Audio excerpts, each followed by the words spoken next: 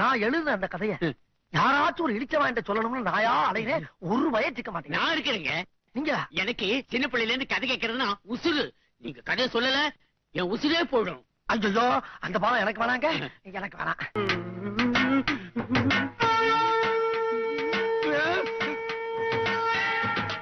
அதுக்கப்புறம் ஒரே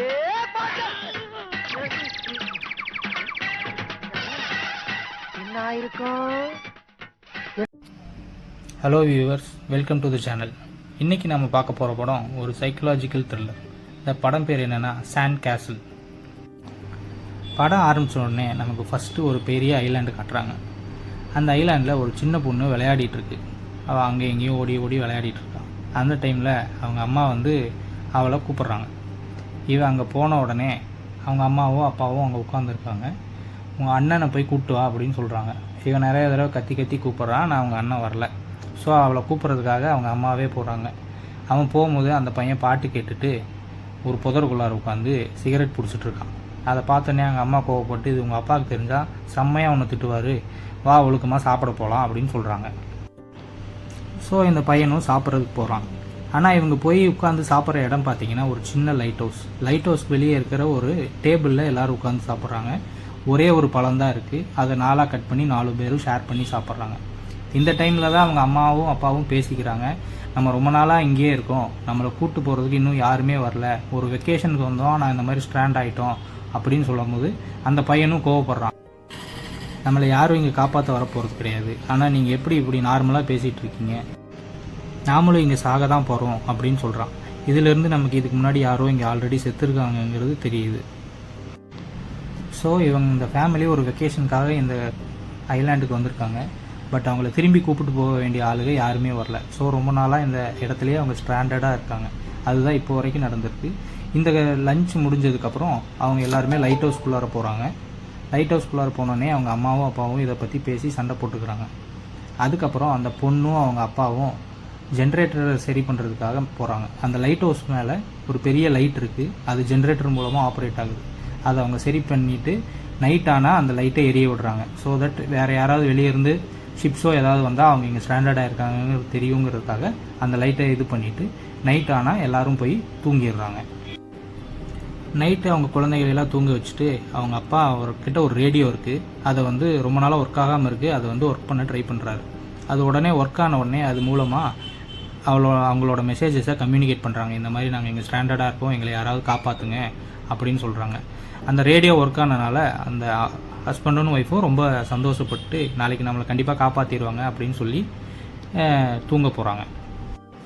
அடுத்த நாள் காலையில் ஆன உடனே எல்லோரும் அவங்க லக்கேஜ் எல்லாம் பேக் பண்ணிவிட்டு அந்த ஐலாண்டோட ஓரத்தில் போய் பீச் கிட்டே நிற்கிறாங்க. இன்றைக்கி கண்டிப்பாக என்னோடய ஃப்ரெண்ட்ஸ் எல்லாம் வந்து கூப்பிட்டு போக வந்துடுவாங்க, தைரியமாக வாங்கன்னு சொல்லி கூப்பிட்றாங்க. அவங்க ரொம்ப நேரம் நின்று பார்க்குறாங்க, ஆனால் யாருமே வரல. அதுக்கப்புறம் ரொம்ப நேரம் வெயிட் பண்ணதுக்கப்புறம் அவங்க ஒய்ஃப் திரும்பவும் கோவப்பட்டோடனே எல்லோரும் திரும்பவும் லைட் ஹவுஸ்க்கே போகிறாங்க. திரும்பி லைட் ஹவுஸ்க்கே வந்த உடனே அவங்க வேலையை பார்க்க ஆரம்பிச்சிடுவாங்க. அப்போ அந்த பொண்ணு அங்கே இருக்கிற பீச் மண்ணில் ஒரு சாண்ட் கேசல் மாதிரி கட்டுவாள். அப்போ அந்த சாண்ட் கேசல் கட்டுறதுக்கு தோண்டும் போது கீழே வந்து அவளுக்கு ஒரு எல்லோ கலரில் ஒரு பெரிய போர்டு இருக்கிற மாதிரி தெரியும். அந்த டைமில் அவங்க அம்மா அப்பா உள்ளே வந்து ஜென்ரேட்டரை திருப்பி ஆப்ரேட் பண்ண ட்ரை பண்ணிருப்பாங்க. இவன் அந்த எல்லோ போர்டு என்னன்னு தெரியலை அப்படின்றனால ஒரு பெரிய குச்சி எடுத்து குத்துவா.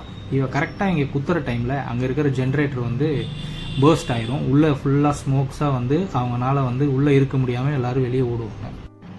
இதுக்கப்புறம் இவங்க அம்மாவும் அப்பாவும் இது கண்டிப்பாக சரியே ஆக போகிறதில்ல அப்படின்னு சொல்லி அவங்க அப்பா கிட்ட ரொம்ப சண்டை போடுவாங்க.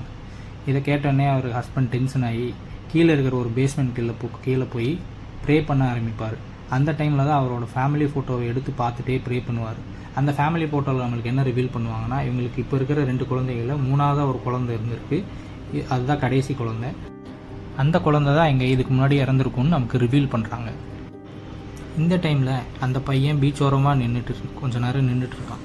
அதுக்கப்புறம் உள்ளே ஜம்ப் பண்ணி ஒரு ஆமையை பிடிச்சி கொண்டு வந்து காட்டுறான். அம்மா ஆல்ரெடி இங்கே சண்டை போட்டுட்டு இருந்த டென்ஷனில் இவன் ஆமையை எடுத்துகிட்டு வந்தோடனே அவனை திட்டி அனுப்பிடுறாங்க. உடனே அவங்க அப்பா அவனை கூப்பிட்டுட்டு மேலே இருக்கிற லைட் ஹவுஸ்க்கு கூப்பிட்டு போகிறாரு.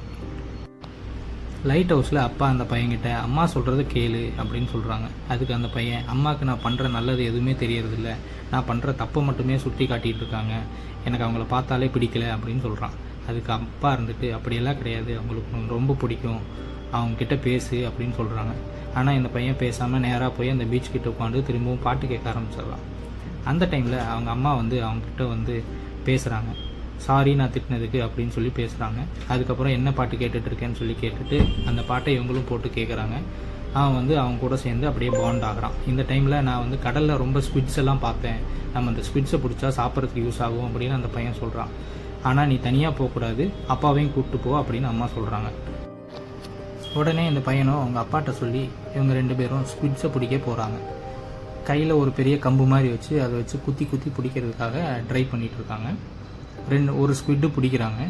அந்த டைமில் அந்த பொண்ணு அங்கே இருக்கிற லைட் ஹவுஸோட செவுத்தில் வரைஞ்சி விளையாடிட்டு இருக்கா. இந்த பொண்ணு அந்த மாதிரி சாண்ட் கேசலில் வரைஞ்சிட்டு இருக்கும்போது ஆப்போசிட்டில் இன்னொரு யாரோ வரைஞ்சிட்டே போகிற மாதிரி ஒரு நிழல் தெரியுது. ஸோ இவன் அந்த நிழல் அப்படியே ஃபாலோ பண்ணி அந்த சாண்ட் கேசலில் சுற்றிக்கிட்டே இருக்கா. அதில் வந்து சாண்ட் கேசலில் ஒரு பெரிய அப்படியே கோடு போட்டுகிட்டே இருக்கிற மாதிரி இருக்குது. ஆனால் அங்கே யாரும் இல்லை. இந்த டைமில் ஸ்குவிட்டு பிடிக்க ட்ரை பண்ணிகிட்டு இருக்கும்போது அவங்க அப்பா டைவ் பண்ணுறாரு. டைவ் பண்ணி உள்ளே போகும்போது ஒரு இறந்த குழந்தையோட டெட் பாடி தெரிகிற மாதிரி காட்டுறாங்க. அதை பார்த்தோன்னே அவர் ரொம்ப பதறி போய் வெளியே வராரு. ஆனால் வெளியே வரும்போது அவர் காலில் வந்து ஏதோ பெரிய அடிபட்டு நிறைய பிளட் லாஸ் ஆகிட்டுருக்கு. ஸோ இதை பார்த்தோன்னே அவங்க அம்மாவும் அப்பாவும் அவனை பிடிச்சி ட்ராக் பண்ணி உள்ளே இருக்கிற சாண்ட் கேசலுக்கு கொண்டு வராங்க. இந்த சவுண்டு கேட்டோடனே அந்த சுற்றிட்டு பொண்ணு அவளும் அவங்க அப்பாவை பார்க்க சாண்ட் கேசலுக்குள்ளார வந்துடுறாங்க. உடனே இவங்க எல்லாரும் அவங்க அப்பாவுக்கு பார்த்து ட்ரீட்மெண்ட்லாம் பண்ணி படுக்க வைக்கிறாங்க. அப்படியே அவங்க இருக்கும்போது நைட் ஆயிடுது. நைட் வந்து அவங்களுக்கு ஒரு பெரிய ஸ்டார்ம் வார்னிங் இருக்கிறதா ரேடியோவில் மெசேஜ் வருது. ஸோ உடனே அவங்க இதை சுற்றி ஏதாவது ஒரு பெல்ஸ் மாதிரி சுற்றி கட்டி வைக்கிறாங்க. அது எதுக்குன்னா யாராவது இவங்களை தேடி வந்தாங்கன்னா அவங்களுக்கு அந்த சவுண்டு உள்ளே கேட்கணுங்கிறதுக்காக அந்த பெல்ஸை கட்டி வச்சுட்டு உள்ளே எல்லா விண்டோஸையும் க்ளோஸ் பண்ணிவிட்டு ஸ்டாமுக்கு சேஃபாக இருக்கணுங்கிறதுக்காக உள்ளே போய் படுத்துக்கிறாங்க. அவங்க எல்லாரையும் படுக்க வச்சுட்டு அவங்க அம்மா அப்பாவும் படுத்துக்கிறாங்க.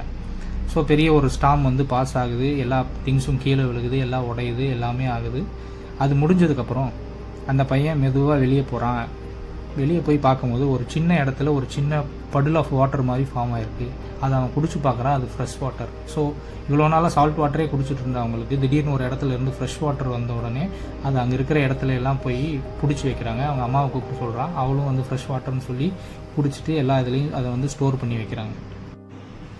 திரும்ப காலையில் விடிஞ்சிரும். இப்போ பார்க்கும்போது அவங்க அப்பாவுக்கு அடிப்பட்டது ரொம்ப ஒர்ஸ் ஆயிரும். ஏன்னா எந்த மெடிக்கல் ஃபெசிலிட்டிஸும் இல்லாமல் அவருக்கு ரொம்ப ஃபீவராகவும் ரொம்ப இதாகவும் இருப்பாங்க.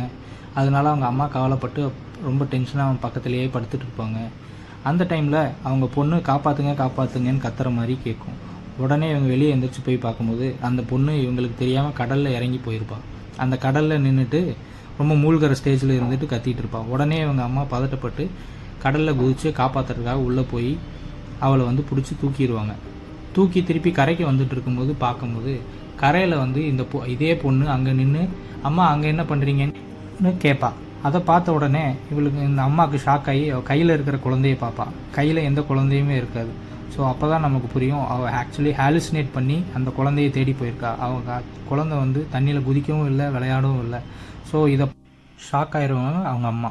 இதில் என்னென்னா அவங்க அம்மாவுக்கு நீச்சல் தெரியாது. பொண்ணு உள்ளே விழுந்துட்டாங்கிற பதட்டத்தில் அப்படியே உள்ளே ஜம்ப் பண்ணியிருப்பாங்க. ஸோ அதனால அவங்க நீந்த முடியாமல் அங்கேருந்து கத்துவாங்க. ஆனால் அந்த பையன் ஹெட்செட் போட்டிருப்பான். அவங்க அப்பா உள்ளே உடம்பு சரியில்லாமல் இருக்கிறனால யாருக்குமே கேட்காது. அவங்க அம்மா அப்படியே மூழ்கி இறந்துருவாங்க. அதுக்கப்புறம் தான் அந்த பையன் அவங்க அம்மாவை காணோன்னு தேடி பார்த்துட்டே வருவான். அந்த டைமில் தான் அவங்க அம்மா கடலில் உள்ளே மூழ்கி இறந்துருக்கிறத பார்த்து அவங்களோட டெட் பாடியை இழுத்துட்டு லைட் ஹவுஸ்குள்ளார போவான். அதை பார்த்தோன்னே அவங்க அப்பாவும் ஃபீல் பண்ணுவார், அவங்க பொண்ணும் ஃபீல் பண்ணுவாங்க. அதுக்கப்புறம் அவங்க அம்மாவோட டெட் பாடியை அப்படியே பெட்டில் படுக்க வச்சுட்டு எல்லோரும் அழுவாங்க. ஸோ இந்த மாதிரி எல்லோரும் கவலையாக அப்படியே உட்காந்துட்டு இருக்கும்போது அவங்க அப்பாவோட உடல்நிலை இன்னும் ரொம்ப மோசமாக ஆகிட்டே இருக்கும். அவர்னால அவங்க ஒய்ஃப் இறந்ததை ஏற்றுக்கவும் முடியாது, இவங்களை எல்லோரும் காப்பாற்ற முடியாது, நம்ம எல்லோரும் சாக போகிறோங்கிறத ஏற்றுக்க முடியாமல் அவர் ரொம்ப ரொம்ப உடம்புக்கு முடியாமல் போயிடுவார். அப்போ அவள் பையனை கூப்பிட்டு எனக்கு ஒரு காஃபி மட்டும் கிடைக்குமா அப்படின்னு கேட்பார். அந்த பையன் உள்ளே போய் கிச்சனில் காஃபி போடுற மாதிரி சும்மா வெறும் கப்பில் காஃபி போடுற மாதிரி காட்டி அந்த வெறும் கப்பை கொண்டு வந்து கொடுப்பான். அவரும் அது காஃபி மாதிரி நினச்சி குடிச்சிட்ருப்பார். ஸோ இப்படியே எல்லோரும் ஃபீல் பண்ணிவிட்டு என்ன பண்ணுறதுன்னு தெரியாமல் இருக்கும்போது நைட் ஆனோடனே அந்த பொண்ணை போய் படுக்க வச்சுட்டு இவங்க 2 பேரும் இவனும் அவங்க அப்பா பக்கத்துலேயே உட்காந்துருப்பான். இந்த டைமில் என்ன பண்ணுறதுன்னு தெரியாமல் அந்த பையன் மட்டும் லைட்டாக பீச் பக்கம் போய் அப்படியே வாக்கிங் போய் நின்று பார்த்துட்ருப்பான். அப்போ அவங்க அப்பாவுக்கு அவரோட ஒய்ஃப் வந்து கூப்பிடுற மாதிரி கேட்கும். ஸோ வெளியே வந்து பார்க்கும்போது அவங்க ஒய்ஃப் வந்து பீச்சில் நின்றுட்டு இருக்கிற மாதிரி அவருக்கு தெரியும். கண்டிப்பாக அவங்க ஒய்ஃப் இறந்துட்டாங்க. பட் இவருக்கு வந்து அது ஒரு ஹாலுசினேஷனில் தெரியறதுனால அவரோட ஒய்ஃப் பேரை கூப்பிட்டுட்டே அங்கே நடந்து போவார். அங்கே நடந்து போய் படுத்துட்டு அம்மா அங்கே இருக்காங்க அப்படின்னு சொல்லி அந்த பையன்கிட்ட சொல்லுவாங்க. அவன் வந்து அம்மா இறந்துட்டாங்க, உங்களுக்கு ஒன்றும் பிரச்சனை இல்லை, நீங்கள் உள்ளே வாங்க போகலாம் அப்படின்னு சொல்லுவான். ஆனால் அவன் அழுதுகிட்டே அங்கே வந்து படுத்துகிட்டே இருப்பான். அப்படியே அந்த கவலையிலே அந்த பீச்லேயே அவங்க அப்பா இறந்துருவார். அவங்க அப்பா இறந்த துக்கம் தாங்காமல் அவனும் அங்கேயே அழுதுட்டு அவங்க அப்பாவையும் அவங்க அம்மாவை எங்கே புதைச்சானோ அதே இடத்துல கொண்டு போய் புதைச்சிட்டு லைட் ஹவுஸ்குள்ளார வந்துடுவான். இதுக்கப்புறம் அவனும் அவன் தங்கச்சியும் மட்டும்தான் இருக்காங்க. அவன் தங்கச்சி அவன் தான் பார்த்துக்கணுங்கிறனால அடுத்த நாள் ஃபுல்லாக அவளை ரொம்ப கேரிங்காக பார்த்துப்பான். அவள் கூட விளையாடுவான். அதுக்கப்புறம் அந்த ஜென்ரேட்டரை எப்படி ஒர்க் பண்ண வைக்கிறதுன்னு பார்த்து ஒர்க் பண்ண வைப்பான். இதெல்லாம் பண்ணிகிட்டு இருக்கும்போது வெளியே அவன் தங்கச்சி கூட விளையாடிட்டு இருப்பான். அந்த டைமில் உள்ளே இருக்கிற ரேடியோவிலேருந்து ஒரு மெசேஜ் வரும். Can anyone hear me, can anyone hear மீன்னு அதில் நிறையா தடவை மெசேஜ் வரும். ஸோ இவன் உடனே உள்ளே ஓடி போய் நாங்கள் இங்கே இருக்கோம், நாங்கள் பேசுகிறது கேட்குதான்னு சொல்லி கேட்பான். உடனே அங்கேருந்து ரெஸ்பான்ஸ் வந்தோடனே இவன் இந்த மாதிரி நாங்கள் இந்த மாதிரி ஸ்டாண்டர்ட் ஆகிட்டோம், நாங்கள் 2 பேர் இருக்கோம், நாங்கள் 2 பேருமே குழந்தைங்க, எங்களை காப்பாற்றுங்கன்னு சொல்லுவான். உடனே அவங்க அங்கே இருந்துட்டு உங்களோட கடைசி நோன் லொக்கேஷன் என்ன அப்படின்னு சொன்னோடனே அவன் பக்கத்தில் இருக்கிற பேப்பர்லாம் தேடி பார்ப்பான். அவங்க அப்பா வந்து அவங்களோட லொக்கேஷன் கோஆர்டினேட்ஸை மார்க் பண்ணி வச்சுருப்பாங்க. ஸோ அந்த லொக்கேஷன் கோஆர்டினேட்ஸை அவங்க கால் பண்ணவங்ககிட்ட சொன்ன உடனே அவங்க நாங்கள் இன்னும் 1 ஹவரில் உங்களை காப்பாற்ற வருவோம், ரெடியாக இருங்க, டோன்ட் வரி அப்படின்னு சொன்னோடனே இவன் தங்கச்சியை பார்த்து சிரிச்சுட்டு நம்ம தப்பிக்க போகிறோம் அப்படின்னு சந்தோஷமாக இருப்பாங்க. அவங்கள காப்பாற்றுறதுக்கு யாராவது வருவாங்கன்றனால வெளியே போய் உட்காந்துட்டு இருப்பாங்க. அந்த டைமில் அந்த பையனுக்கு ஒரு மாதிரி ட்ரீம் மாதிரி வரும். அந்த ட்ரீமில் என்னென்னா அவன் மட்டும் ஒரு வீட்டுக்குள்ளார உட்காந்துருக்க மாதிரி, அந்த வீடு வந்து ரொம்ப ரூயின்ஸ் மாதிரி, ஆல்ரெடி ஏதோ டேமேஜ் ஆன ஒரு பில்டிங் மாதிரி அதுக்குள்ளார உட்காந்துட்டு இருக்க மாதிரி, சுற்றி பாம்போட சவுண்ட்ஸ் எல்லாம் கேட்டுகிட்டே இருக்கும். அந்த மாதிரி அவனுக்கு ஒரு கனவு வரும். இந்த மாதிரி ஒரு டக்குன்னு ஒரு பெரிய பாம் வெடித்த உடனே அவன் டக்குன்னு முழிப்பான். அப்போ தான் அவனுக்கு அது ட்ரீம்னு தெரியும். அப்படியே முன்னாடி பார்க்கும்போது ஒரு போட் அவங்கள நோக்கி வந்துட்டு இருக்கிற மாதிரி தெரியும். ஸோ இங்கேருந்து கை காட்டுவான், ஆனால் அவங்களுக்கு சரியாக தெரியாது. ஸோ அதனால் அவன் தங்கச்சிக்கிட்ட நீ இங்கே இரு, நான் போய் அவங்கள கூப்பிட்டுட்டு வரேன் அப்படின்னு சொல்லிட்டு ஒரு கயிறை தன்னோட இடுப்பில் கட்டி அவங்களுக்கு லைட் ஹவுஸில் கட்டி அந்த கயிறை வச்சுட்டே அவன் கடலில் புள்ள போவான்.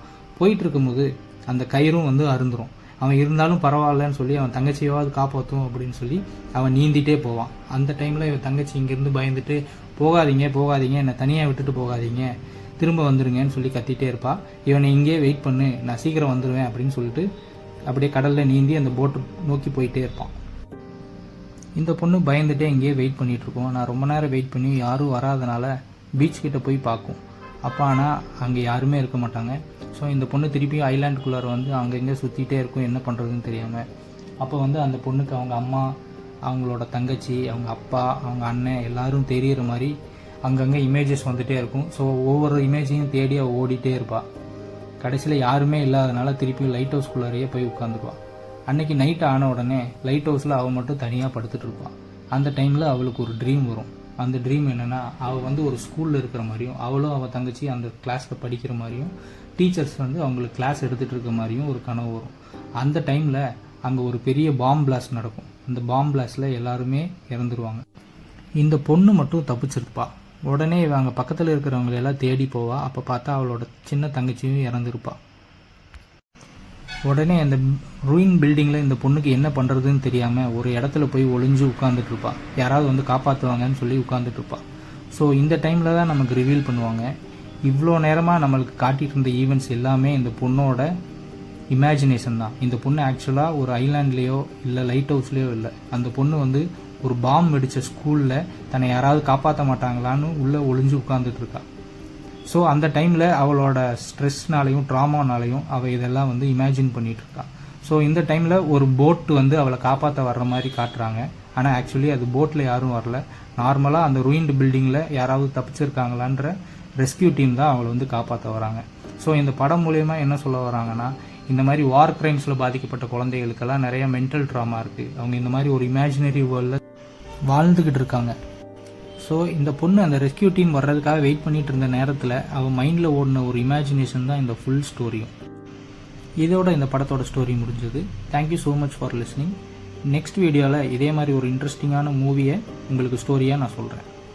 சின்ன சேனலுக்கு எதா இருந்தாலும் அது கொஞ்சம் ஆதரவு கொடுங்க. உங்க பொண்ணான கையை கொண்டு அந்த பெல்லில் தட்டிடுங்க. அவங்களுக்கு சப்ஸ்கிரைபர் 5-10 ஏறுனா அவங்க மனசு சந்தோஷப்படும். அவங்க வீடியோவும் பாருங்க.